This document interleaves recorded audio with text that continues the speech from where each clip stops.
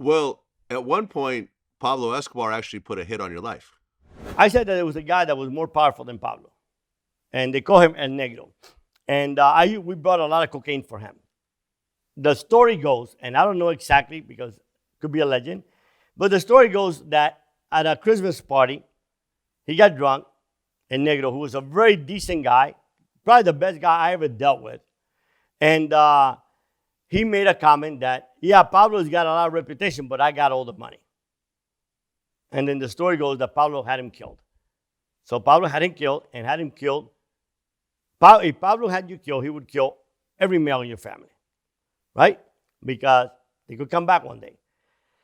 So a guy that used to be my contact with El Negro in the United States was a guy named Victor, who was one of the biggest assassins in Colombia, but a very straight-up guy, honorable businessman.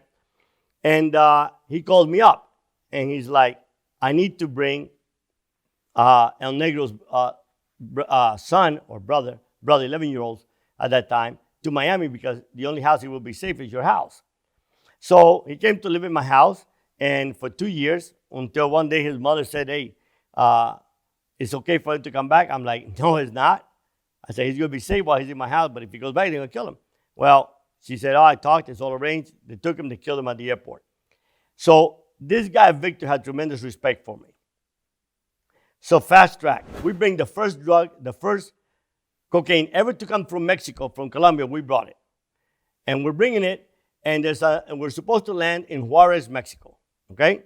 And there's an operation going on, and they ended up landing the airplane in Houston, in a strip in Houston.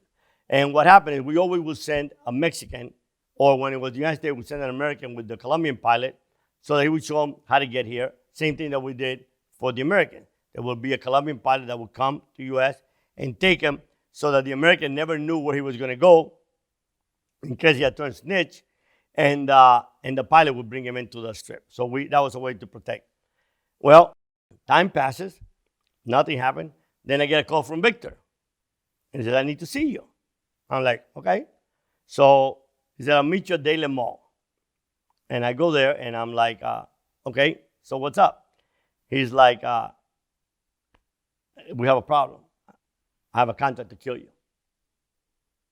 Now, this guy knew my reputation, but he knew what I did for his boss family. He was deeply indebted for me. And I said, what's the problem? He said, well, the word is, it wasn't Pablo who put the contract. It was his cousin who didn't like me at all. And I'll tell you the story how that came about. He said, they said that you disrespected him, that you used their strip and without permission.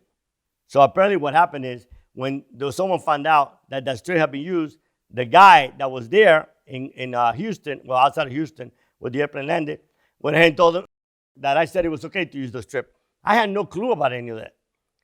Let's retract to a year earlier.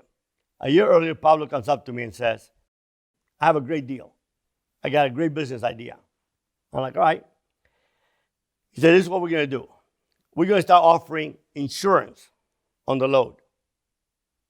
I'm like, insurance? He said, yeah, if the load gets lost, we return the cocaine in Colombia.